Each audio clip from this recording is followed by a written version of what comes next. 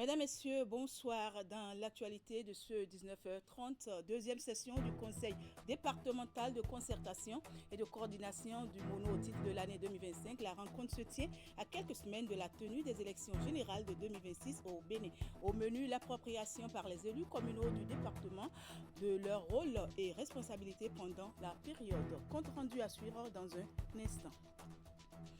Déclaration de soutien du parti Mouvement populaire de libération MPL au duo candidat Wadaï Talata de la majorité présidentielle. L'annonce est faite lors du Conseil national du parti tenu le samedi 15 novembre 2025 à Bomé-Calavi. Vous aurez les détails en cours de journal. Et puis fin de la première édition du Business Intelligence Summit BIS Nati 2025. Vendredi dernier, 22 jeunes porteurs de projets ont pendant 5 jours bénéficié d'un accompagnement grâce à l'expertise de Women Rising International. Les meilleurs porteurs de projets ont été distingués au cours de la soirée de gala.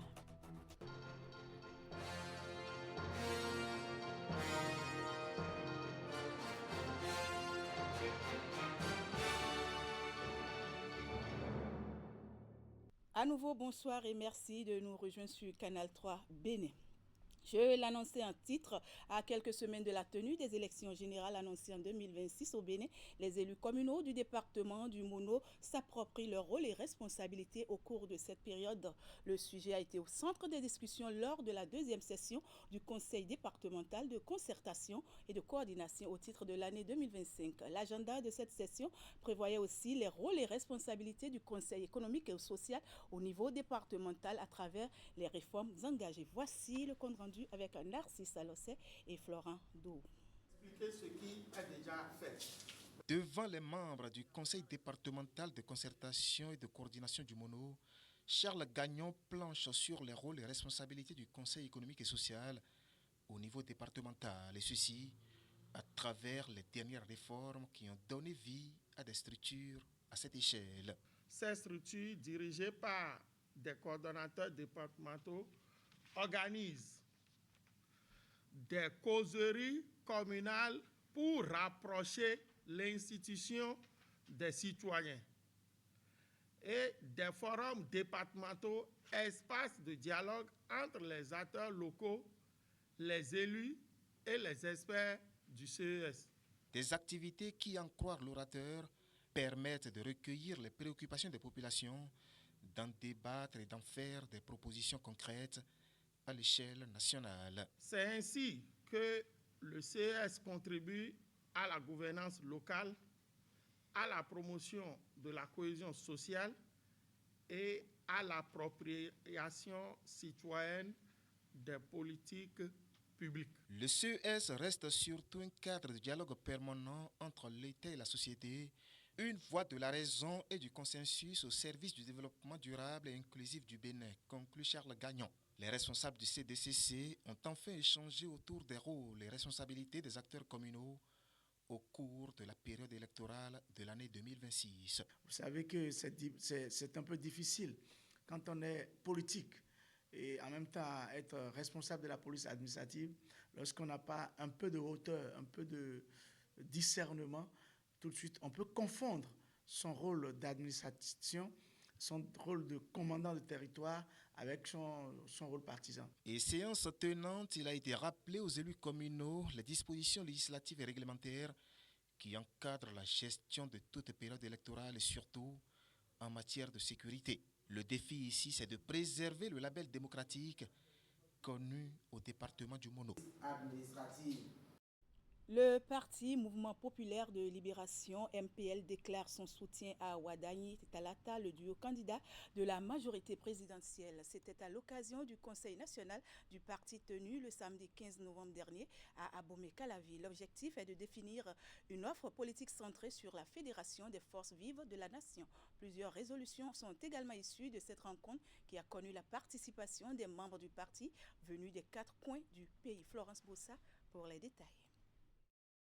Le mouvement populaire de libération vient de tourner une page importante de son histoire. Expérience Tébé repositionne son parti au cœur d'une stratégie d'alliance. L'ex-parti de l'opposition a donc décidé de s'allier derrière le duo candidat de la majorité au pouvoir. Une orientation motivée par la volonté de servir l'intérêt du peuple. Le MPL vient de s'engager pour soutenir totalement le duo de candidats Wada et Talata, non pas par reddition, non pas parce que nous n'avons pas le choix. Je voudrais préciser que c'est un choix raisonné, c'est un choix de conviction, un choix pour le bien-être de nos concitoyens et de notre pays. Il n'est pas utile de continuer par s'obstiner dans un combat qui ne règle pas les problèmes quotidiens que vous vivez. Il n'est pas utile de continuer par s'opposer à du vent. Les échanges ont accouché de plusieurs résolutions, notamment la création d'un nouveau pacte social pour le développement du Bénin. C'est un cadre qui va rassembler des forces politiques, mais aussi des organisations de jeunesse, les femmes et la société civile autour des objectifs de développement. Une idée approuvée par ces militants venus de tous les départements du Bénin. Oui, fédérer pour réussir, c'est comprendre que notre avenir dépend de notre capacité à marcher ensemble, à conjuguer nos forces, à transcender nos difficultés pour bâtir un Bénin plus juste, plus uni et plus prospère. Je suis fier de votre engagement ce matin et vous dire que le gouvernement que nous dirigeons depuis 2019 est très admiratif de votre engagement. Et nous serons toujours ensemble pour conduire le Bénin à la terre promise. Les réflexions lors de la rencontre ont tourné autour du thème « Fédérer pour réussir, l'ultime offre politique du MPL pour l'avenir ». Ce Conseil national intervient à quelques jours du dépôt officiel des dossiers pour les élections législatives. Le Haut Commissariat à la prévention de la corruption intensifie sa grande campagne nationale contre l'achat de votes dans le département du Borgou et particulièrement dans la commune de Parakou. Le message est clair et insistant. Vendre ton vote, c'est vendre ton avenir. Des écoles aux instances communales en passant par les organisations de la société civile, le HCPC multiplie les rencontres pour sensibiliser élèves, enseignants, femmes, jeunes, artisans, leaders religieux et élus locaux sur les méfaits de la corruption et les dérives électorales. L'objectif, bâtir un véritable rempart citoyen pour protéger l'intégrité des scrutins à venir. La mobilisation est ainsi lancée à Parakou. Socrate Epiphane Chabi et Socrate à Dantodé. C'est à travers ce slogan que les personnes ciblées dans le cadre de cette tournée de sensibilisation du Haut Commissariat à la prévention de la corruption se sont engagées à dire non à la corruption et les fraudes électorales. Vendre ton vote, c'est vendre ton avenir. C'est le thème central autour duquel le HCPC compte arriver à son objectif, celui de protéger l'intégrité du processus électoral en cours. Nous avons dit aux participants que lors des élections, de focaliser, n'est-ce pas, leurs actions sur beaucoup plus les projets de société, au lieu d'accepter les achats de conscience que les hommes politiques viennent leur miroiter.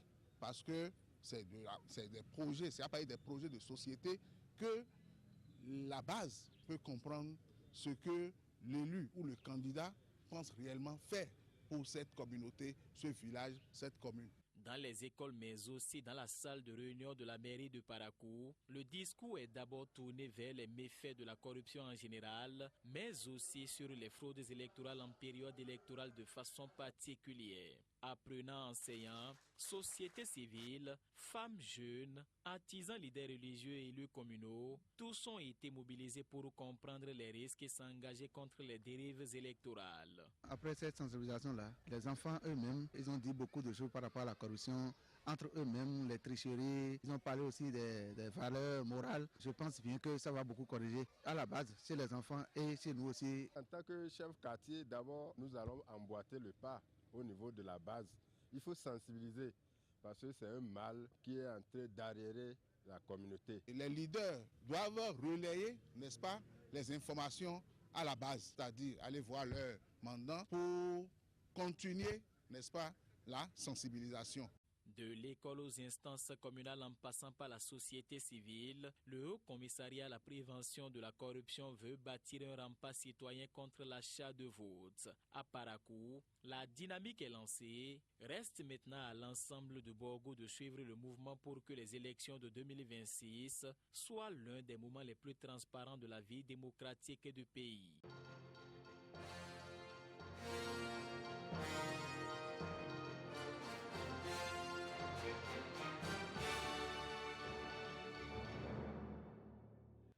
Autre volet de l'actualité, l'Agence de développement des petites et moyennes entreprises ADPME et la Société des logistiques et des événements SOL ont organisé vendredi dernier à Cotonou le Startup Connect. Il s'agit d'un programme qui vise à réunir les différents acteurs de l'écosystème startup et entrepreneuriat au Bénin, les mettre en réseau et créer en leur sein une dynamique de collaboration.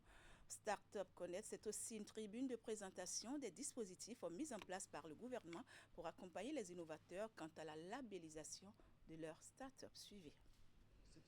Dans cette salle, les acteurs de l'écosystème startup et entrepreneuriat numérique, le ministère du numérique et de la digitalisation, les investisseurs, les banques et bien évidemment les jeunes entrepreneurs qui utilisent la technologie pour créer la richesse et l'emploi.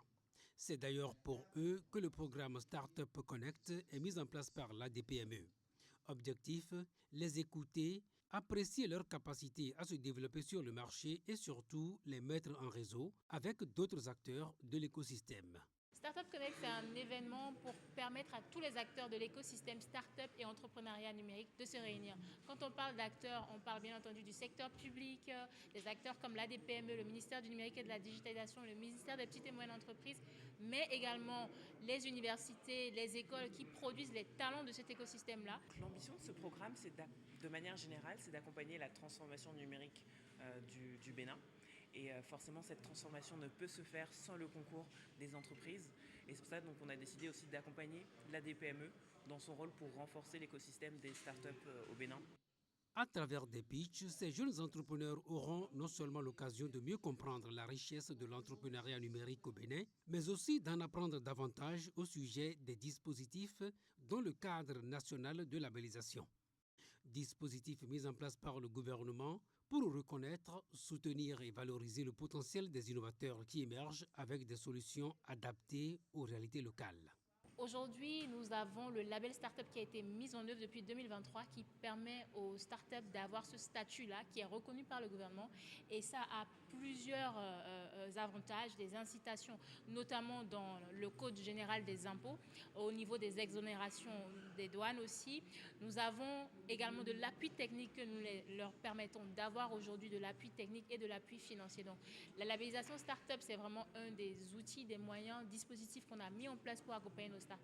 Et l'ADPME aujourd'hui est à pied d'œuvre pour augmenter le nombre de dispositifs qu'elle met en œuvre pour les entrepreneurs innovants, quel que soit le secteur d'activité. Ces jeunes entrepreneurs sont donc invités à saisir les moindres opportunités en termes d'appui, de connaissances et d'échanges, et surtout guetter les prochaines sessions pour démarrer le processus de labellisation de leur start-up. Dans le monde des transports, les membres de l'Organisation professionnelle des transporteurs de marchandises du Bénin donnent carte blanche aux responsables en charge de leur creuset pour leur rapport d'activité. Un exercice fait au cours de leur Assemblée générale ordinaire tenue samedi dernier à Lokossa. Ils se sont également intéressés aux impacts des derniers investissements faits au port de Cotonou. Retour ici sur la cérémonie d'ouverture des assises avec Narcisse Alossé et Florent Dou. L'immense investissement fait au port de Cotonou impacte-t-il le sous-secteur transport? C'est autour de cette interrogation que les acteurs du monde des transports regroupés au sein de l'organisation professionnelle des transporteurs des marchandises du Bénin se sont donné rendez-vous ici à Lokossa pour leur assemblée générale ordinaire. Ce congrès marque une étape historique dans la vie de notre organisation.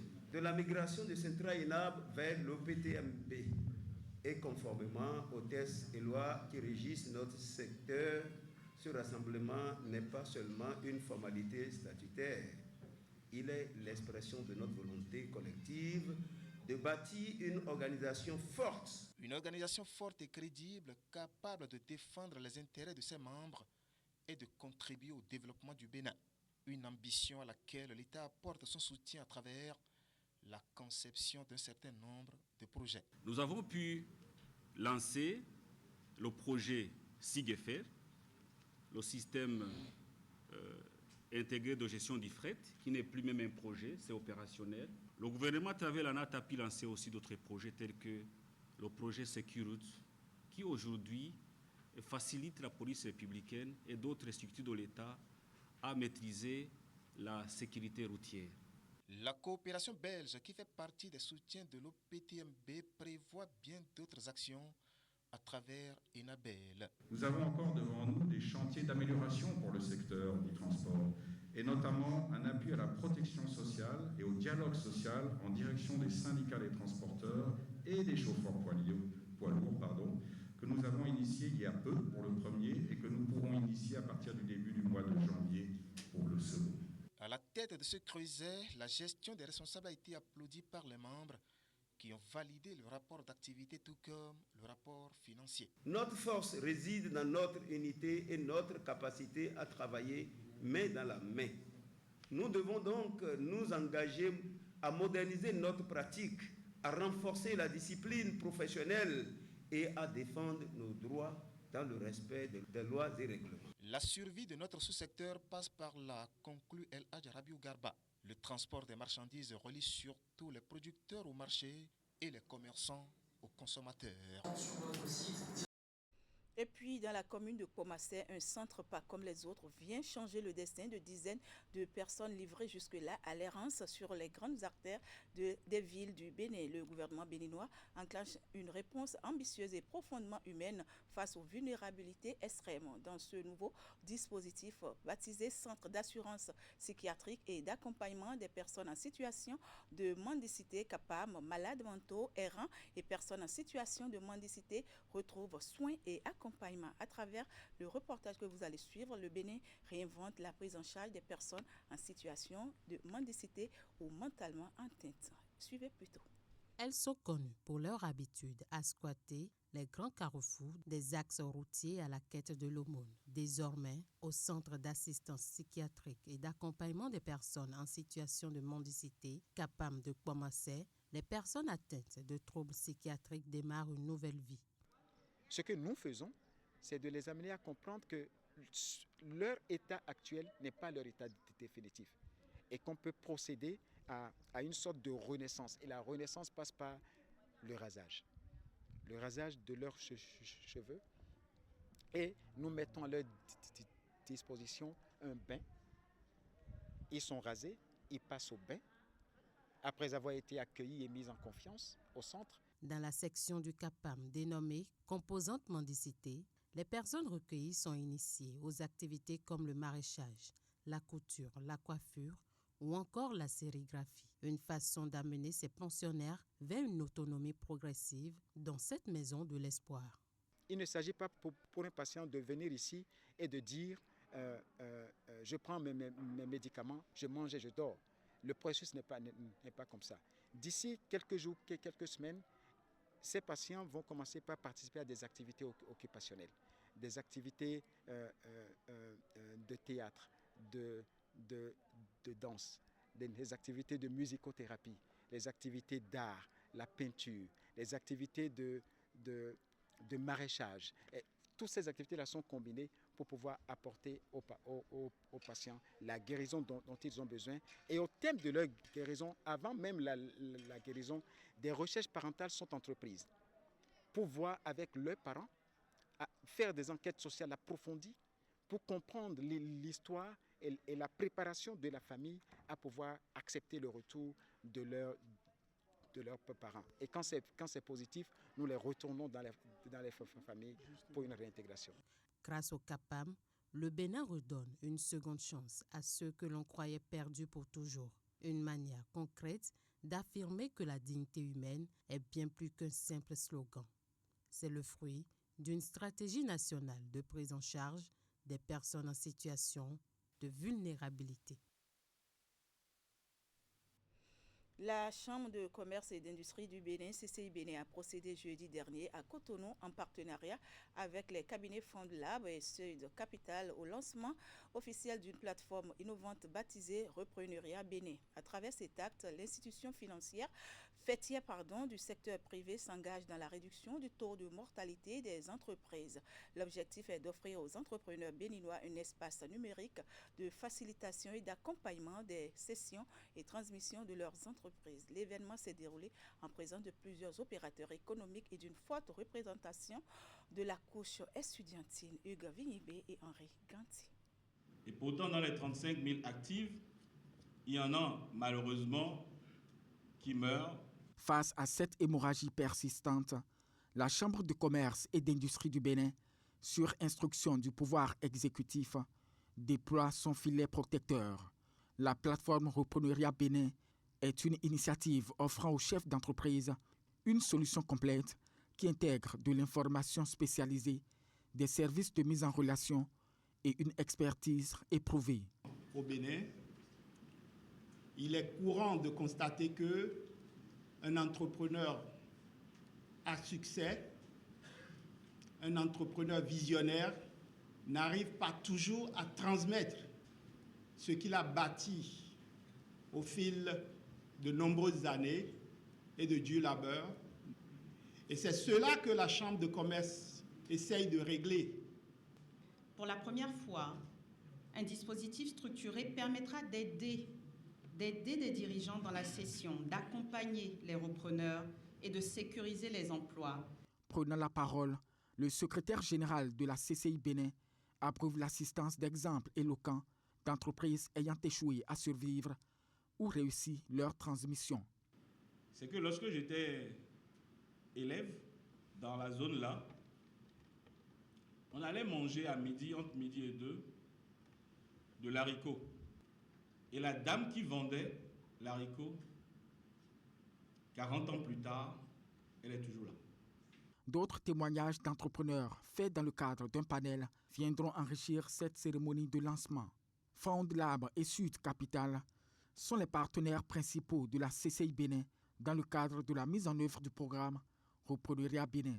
Nous accueillons les entreprises qui veulent soit céder ou bien ouvrir leur capital, faire rentrer des investisseurs en capital. Nous les aidons à diagnostiquer leur entreprise, à évaluer le potentiel de leur entreprise. Nous les aidons à doter leur entreprise de plans d'affaires pour pouvoir les aider à valoriser l'entreprise là de façon à ce que le repreneur puisse voir le potentiel et puisse vraiment apporter des capitaux nécessaires. Selon le secrétaire général de la CCI Bénin, les transmissions d'entreprises dans le monde permettent de gagner 30% de taux de croissance. Plus loin, dans le département de la Donga, les meilleurs écoliers au certificat d'études primaires CEP 2025 sont honorés à Léni-Djougou jeudi dernier. La cérémonie de récompense de ces meilleurs apprenants, présidée par Raliou Akanda Oloua, a également été l'occasion de saluer les efforts louables des enseignants qui ont œuvré pour l'obtention de ces résultats. Abdou Sarabi Idrissou pour plus de précisions. Ensuite, Zounon Sidi Fifame, EPP Amitié. La promotion de l'excellence en milieu scolaire préoccupe le ministre des Enseignements maternels et primaires. À travers cette cérémonie sobre mais empreinte de solennité, il reconnaît et salue les écoliers ayant réalisé des performances remarquables au CEP 2025. Ce jour restera gravé dans nos mémoires. C'est pourquoi nous prions Monsieur le ministre et ses collaborateurs de perpétuer de tels événements pour redorer le blason de l'éducation et de son système dans notre pays. Les résultats élogieux enregistrés témoignent de la détermination du gouvernement qui fait du système éducatif l'une de ses priorités. Notre système éducatif, après des années de balbutiement, est en train de retrouver ses lettres de noblesse grâce à la vision du gouvernement de la rupture. De doter de ce secteur des enseignements maternels et primaires des axes stratégiques ayant facilité l'accès l'innovation et la qualité de l'offre éducative. Le département de la Donga, hôte de l'événement, affiche 95,20% de réussite au CEP 2025. Suite à ces résultats de mon département, je décerne une fois encore un satisfecit à tous les enseignants à divers niveaux. À vous, mes chers lauréats et lauréates, je vous exhorte toujours au travail bien fait. Sachez donc que vous êtes en train de vous préparer pour un avenir meilleur. Des tableaux d'honneur et des lettres de félicitations sont remis aux enseignants les plus méritants. Nous réaffirmons notre engagement à œuvrer avec loyauté et dévouement pour la réussite de chaque enfant. Les lauréats, désormais entrés dans la caste des excellents, proviennent du Borgou, de la Libori, de la Takora et de la Donga. On va finir avec cet élément en titre. La première édition du Business Intelligence Summit, en abrégé BISNATI 2025, a pris fin le vendredi 21 novembre dernier. Pendant 5 jours, les 22 jeunes porteurs de projets ont bénéficié d'un accompagnement rigoureux à travers des ateliers pratiques, un concours de pitch suivi d'immersion dans l'univers des entreprises de la place grâce à l'expertise de Women Rising International. Au cours de la soirée de gala qui a rassemblé autorités à divers niveaux, partenaires et récipiendaires, les meilleurs porteurs de projets ont été distingués. Les détails dans ce reportage d'Alassane Harouna. Une soirée de gala pour couronner en beauté les 5 jours d'efforts fournis dans la discipline et dans l'esprit de créativité par ces 22 jeunes porteurs de projets préalablement sélectionnés dans l'Atakora. C'est l'un des moments forts de cette première édition du Business Intelligence Summit BISNATI 2025, un rendez-vous de promotion de l'entrepreneuriat local qui aura permis à ces jeunes d'être mieux outillés sur l'entrepreneuriat à travers ateliers pratiques et immersion dans l'univers de certaines entreprises de la place sous l'impulsion de Women Rising International. Durant ces 5 jours, depuis le lundi 17 novembre, nous avons vécu un moment fort d'échange, d'apprentissage, de connexion et d'engagement. Le sommet BISNATI 2025 s'inscrivait pleinement dans la dynamique du mois de l'entrepreneuriat au Bénin. À vous, chers entrepreneurs, permettez-moi de vous dire qu'il y a 3 défis que vous allez relever. Appliquez ce que vous avez appris. Testez-le. Adaptez-le à vos réalités. Au cours de cette soirée empreinte de solennité, les 4 meilleurs entrepreneurs dont les projets ont le plus convaincu le jury à l'issue du concours de pitch vont recevoir des chèques bancaires allant de 100 à 500 000 francs CFA. Tous les 22 entrepreneurs repartent avec une attestation de participation. Excellence, membre de l'équipe de Women Rising International, je ne sais vraiment comment vous dire merci au nom de tous les participants. Et pour avoir permis à ces jeunes d'apprendre à mieux gérer leurs entreprises, les autorités à divers niveaux expriment toute leur gratitude à Women Rising International. Chers entrepreneurs, je voudrais en votre nom et au nom du département de l'Atakora remercier l'ONG internationale Women Rising International pour tout l'appui. Pour ce premier coup d'essai à Natitengu, ce fut un véritable coup de maître, un pari gagné par Women Rising International qui prend l'engagement solennel de toujours accompagner ces jeunes entrepreneurs dans leurs diverses activités. Voilà, mesdames, messieurs, ce sera tout pour cette édition. Merci de l'avoir suivi et merci également à toute l'équipe de préparation, de réalisation et de diffusion. Je vous souhaite une très belle soirée et un excellent début de semaine en compagnie des programmes de Canal 3 Bénin. Au revoir.